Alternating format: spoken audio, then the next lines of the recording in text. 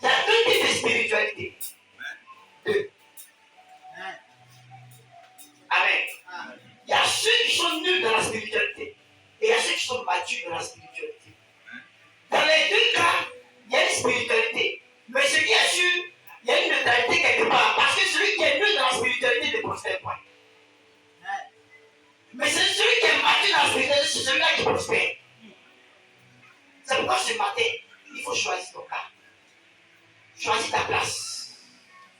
Parce que Dieu veut te faire avancer. Amen. Il y a longtemps que tu es assis dans la même maison. Il faut avancer. Alléluia. Il y a longtemps que tu as mis KO. Il faut te lever un peu. Va un peu en ville. Ils ont construit ça, ils sont prêts. Il faut aller voir un peu. Il y a longtemps que tu es cloîtré ici à Mika. Il faut sortir un peu. Va à dit.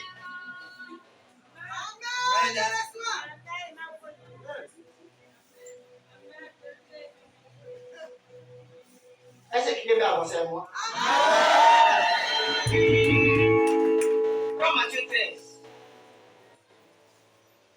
Alléluia. Matthieu chapitre 13. Je vais vous expliquer les deux types de spiritualité. Et que nous rencontrons le plus souvent à l'église. Matthieu 13, verset 4. Un semeur sortit pour s'aimer. Oui. Comme il s'aimait, une partie de la sémence tomba le long du chemin. Les oiseaux vinrent eux la mangeaient. Une autre partie tomba dans les endroits pierreux, où elle n'avait pas beaucoup de terre. Elle leva aussitôt parce qu'elle ne trouva pas de sol profond.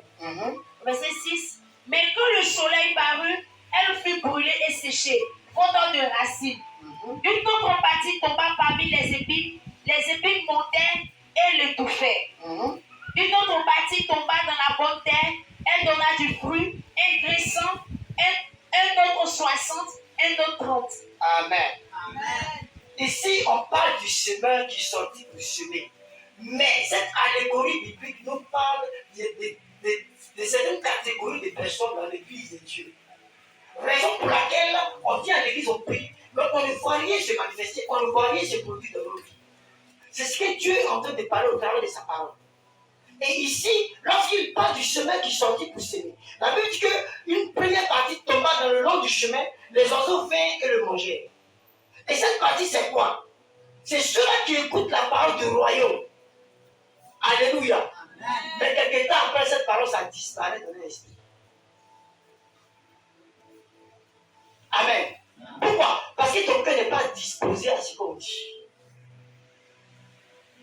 Pendant qu'ils sont en train de prêcher, il y a des gens ici parmi nous, le cœur n'est pas disposé à ce que je suis en train de dire. C'est-à-dire, ils n'acceptent pas ce que je dis. Chez eux, ils sont chrétiens, point pas. Ils viennent à l'église, point pas. Tout ce qu'on fait pour qu'on grandisse, c'est pas un problème. Ce qui est sûr, il faut finir de prêcher, il faut finir de dire ce que tu veux dire. Moi, je sais que moi, je suis chrétien. Moi, Dieu me visite. Parce que hier, il a prié Seigneur, il a appelé, on avait 3000, Dieu le visite. 3000, ça peut changer quoi? Dis à quelqu'un, depuis quand pour 10 000? Vous voyez, souvent les gens font mal. Quand tu veux demander quelque chose à quelqu'un, pas demander petit. Tu te limites quand même. C'est pourquoi quand on veut demander quelque chose à quelqu'un, à Dieu, il ne demande pas petit. Il me connaît. C'est pourquoi si je ne lui demande pas comme ça. Il dit Seigneur, moi je fais 100 milliards. Et quand il dit ça, le ciel tombe. Puis il voit la semaine là. Ça commence à défiler fou. Fou. Fou. Fou. Fou. Il n'y a pas besoin de demander petit. Il faut demander quelque chose de consistant à Dieu. Alléluia. Mais quand ton cœur n'est pas disposé à la parole, et qu'on te prêche, tout ce qu'on dit, ça compte du vent. Et quand le voleur vient, il prend cette parole, et tu n'as pas de ressources en toi pour répondre demain lorsque tu es devant une situation. La foi vacille. Parce que c'est la parole qui maintient ta foi en toi. Mais quand tu n'as pas la parole dans ton cœur, la foi n'est plus là. Quand il y a un souci, une situation, tu commences à trembler. Tu commences à agresser les cartes. Parce que la foi tu n'es pas disposé. Ton cœur est ailleurs, comme l'a dit ma fille.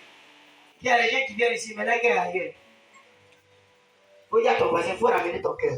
Il faut lui parler dans ton intimité. Bon, là, c'est qu'on ne peut pas intimité, il faut parler sans anglais.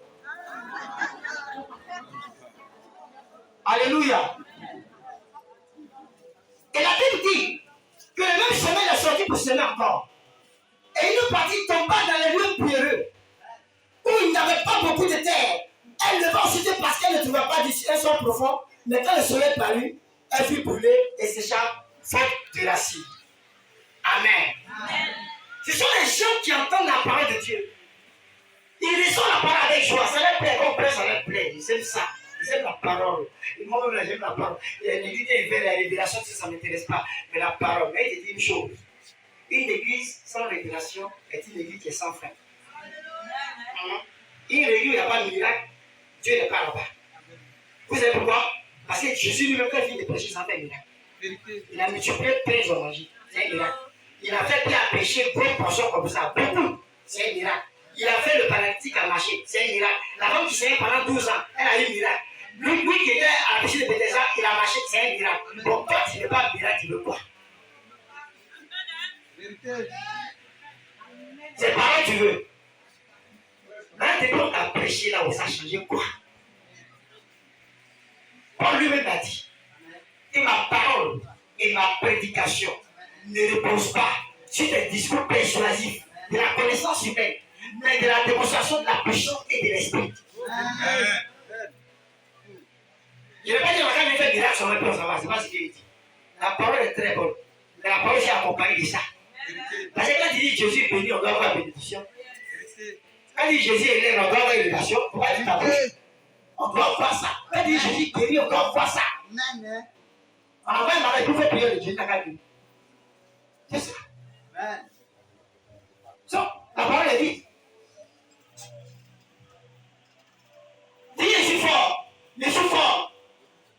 Et puis un petit Nyambo t'a frappé, t'es tombé. Qui est fort? C'est le Nyambo. Quand ta parole est faite, c'est une parenthèse. La personne ne reçoit la parole.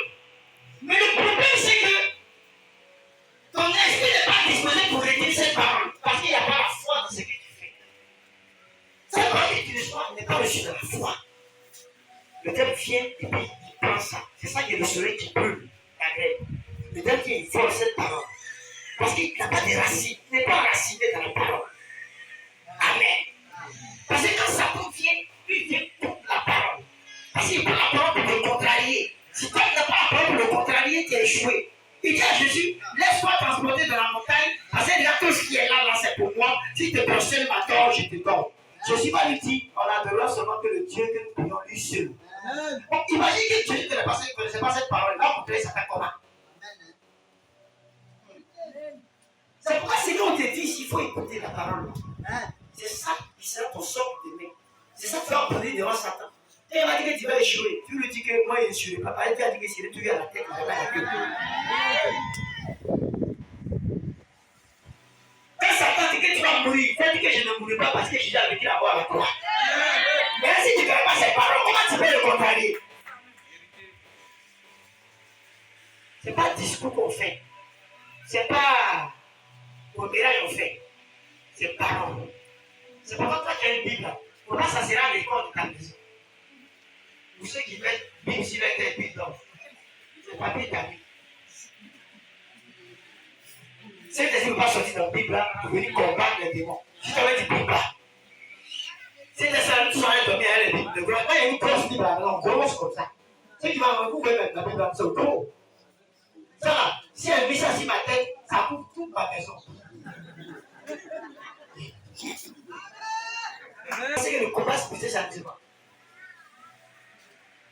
Donc, retiens ce qu'on te dit aujourd'hui. Retiens ça. Il faut écouter la parole de Dieu. Elle est importante pour ta vie. Pour que Satan ne puisse pas atteindre tes desseins, tes objectifs, ce que tu t'es fixé. 2024.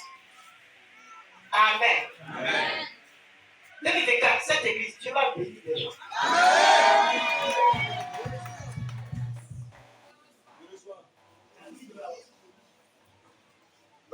quand tu cries Amen.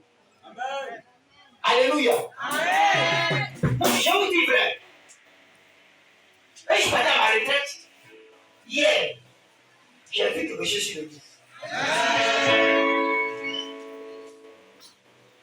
C'est pourquoi j'ai dit à quelqu'un ici, arrêtez de murmurer.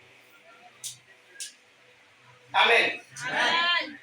Si ton frère t'a fait quelque chose, va vers lui, il faut lui parler. Si ta soeur t'a fait quelque chose, va vers elle, il faut lui parler.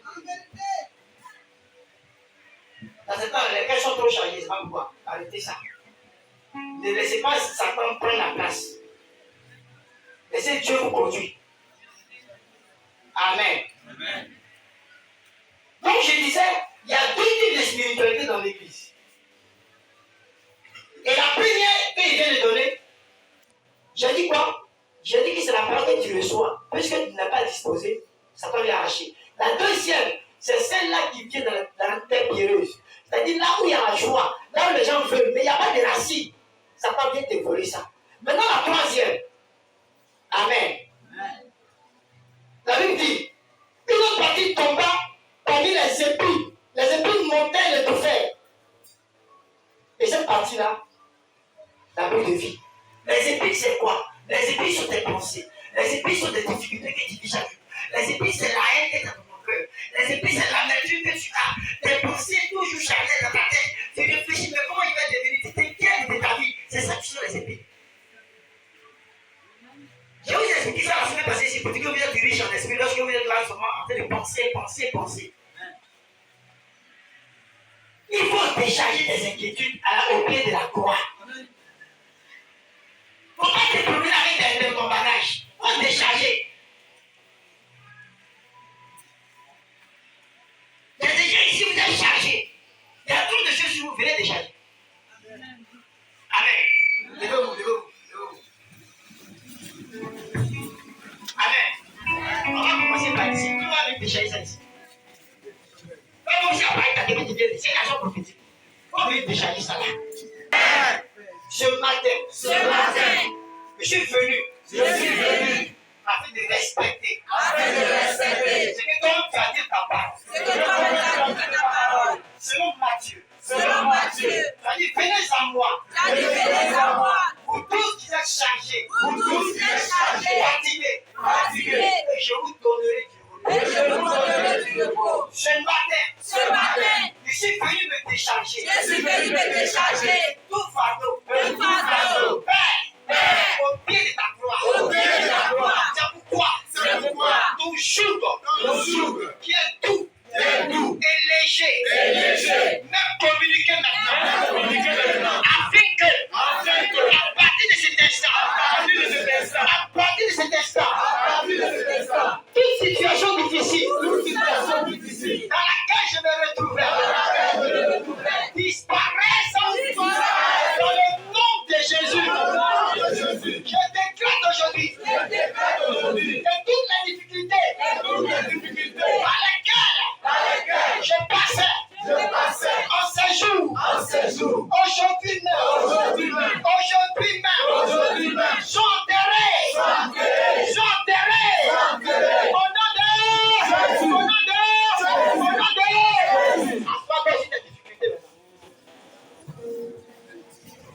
Pour qu'elles soient enterrées.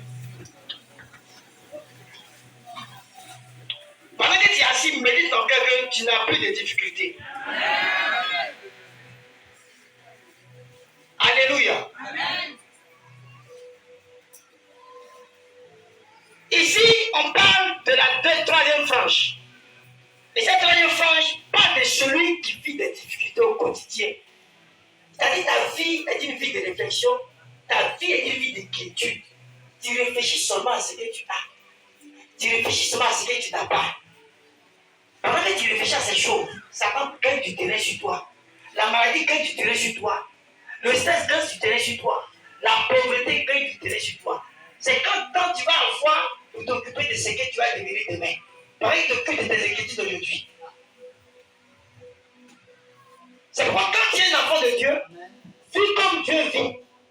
Marche comme Dieu marche. Fais comme Dieu fait. Parle comme Dieu parle. Ne parle pas pour faire pitié aux gens. C'est pas ça qui va changer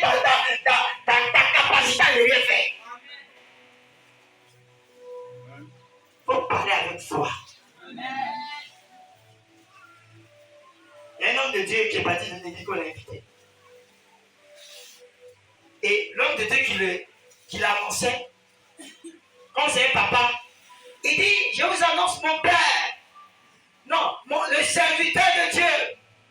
Quand il a appris pour qu'il est venu, il dit, mon fils, moi, serviteur de Dieu.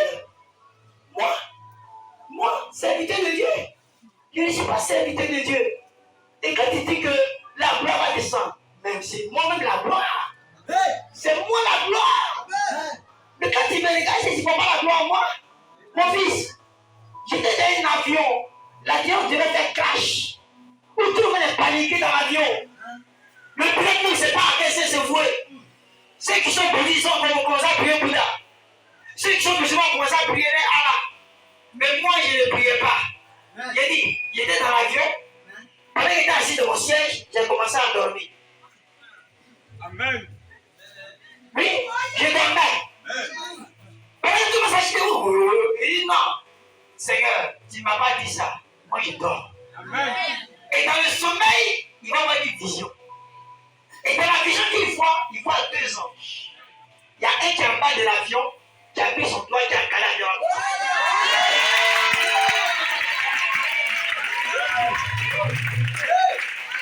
Et le deuxième, il est devant l'avion et puis il a étalé ses ailes comme ça. Et puis il soutient l'avion. Il dit qu'il s'est levé de cette vision. Il a commencé à chanter de l'avion. Il dit, gloire, c'est ça non? Voilà. Il a commencé à chanter la gloire de l'agneau. Gloire,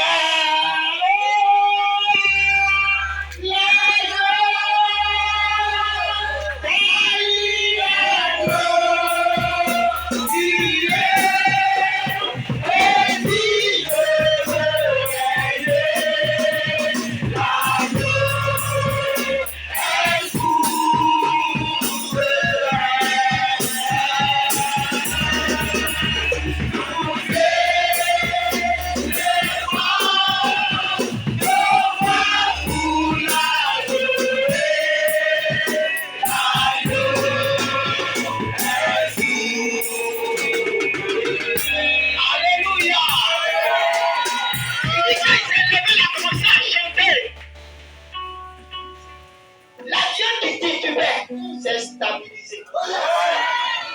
Le pilote dit, qui est ce monsieur qui est dans cet avion qui chantait? Appelez-le-moi. On m'appelle dans la cabine des pilotes. Le pilote dit, monsieur, venez de nous soutenir. Le chant que vous avez entendu a stabilisé tout. Parce que quand l'avion est en train de cracher, tous les appareils commencent à passer, tout commence à bouger dans l'avion. Mais quand il a commencé à chanter, tout est devenu calme. Ça t'a rappelé quelle histoire?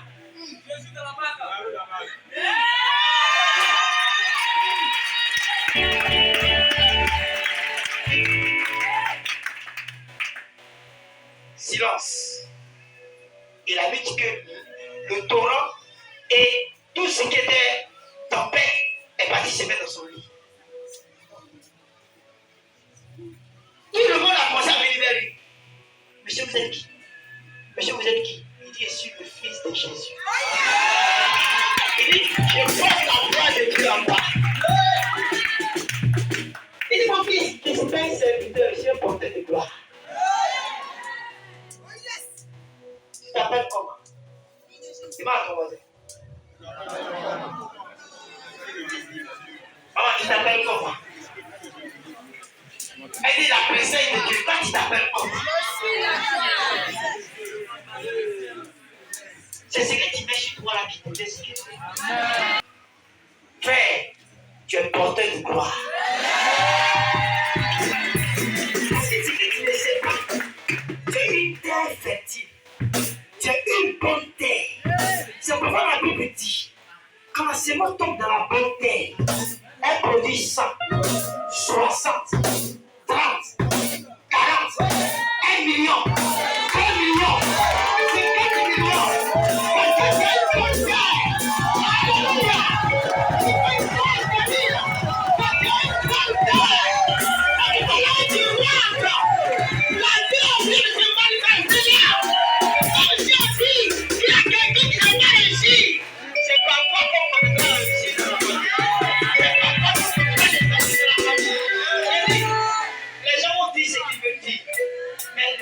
dire qu'en toi, il y a quelque chose de grand. Et toi en toi. Pendant que les gens construisent à côté, ils font les choses. Toi, reste tranquille. Le temps va définir ce qui va devenir cette personne-là. Mais toi, reste ton point, parce que Dieu a dit c'est pas ton toi. Ne te prends pas avec n'importe qui.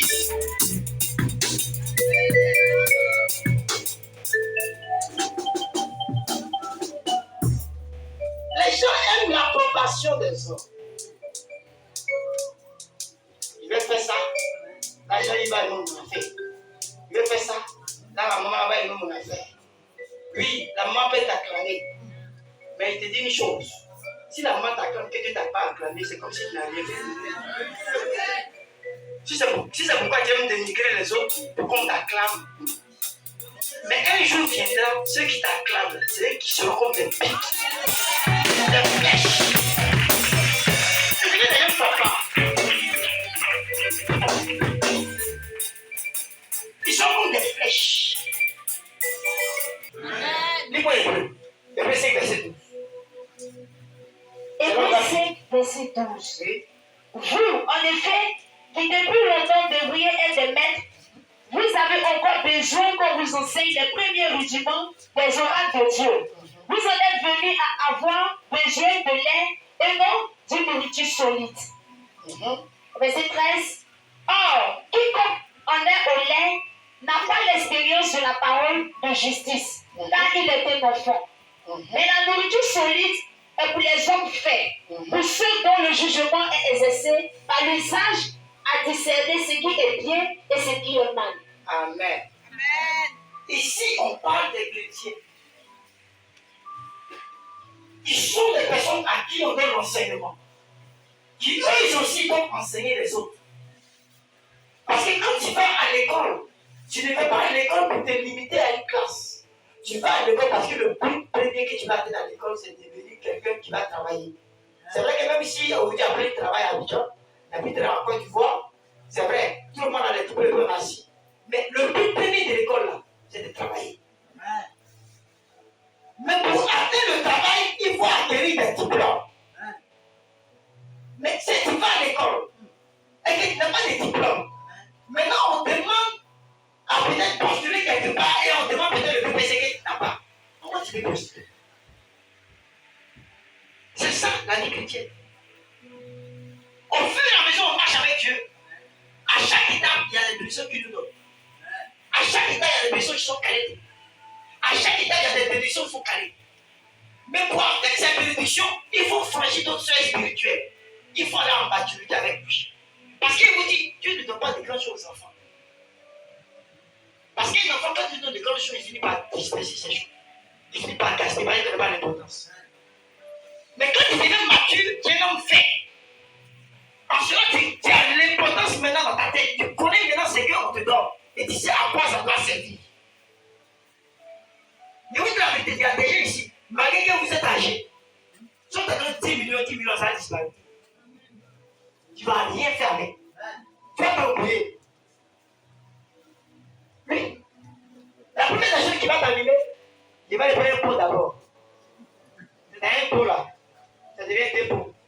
Pour finir, femme va venir dedans. Pour finir, la vie de Louga va venir dedans. Pour finir, tu as voulu payer la vie. Non, c'est là, il y a dépensé au moins 1 million. Il a fait chaud d'abord et puis après le reste en fait. Au moins, tu as fait quand tu as te noyer. Tu te noies parce que les amis viendront. Et ils vont te donner de mauvaises idées.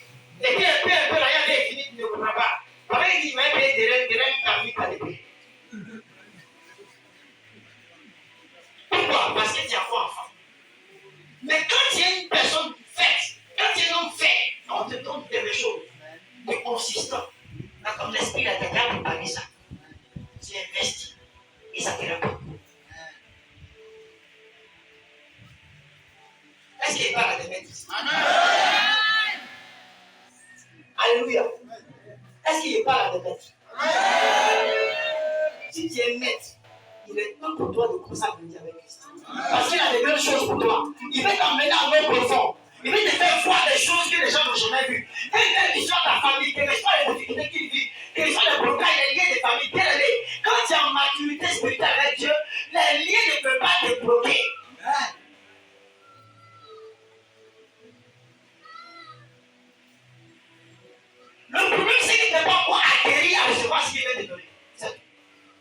est quelque chose pour toi. Mais c'est pas la guérison. Mais c'est pas la guérison. Tu vas te lever l'homme.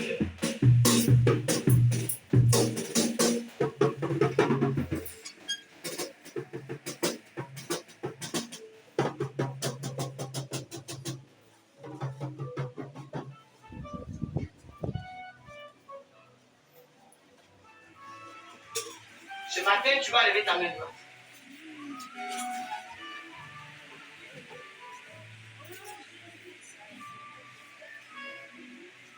On t'a prêché, tu vas exercer ce qu'on t'a dit.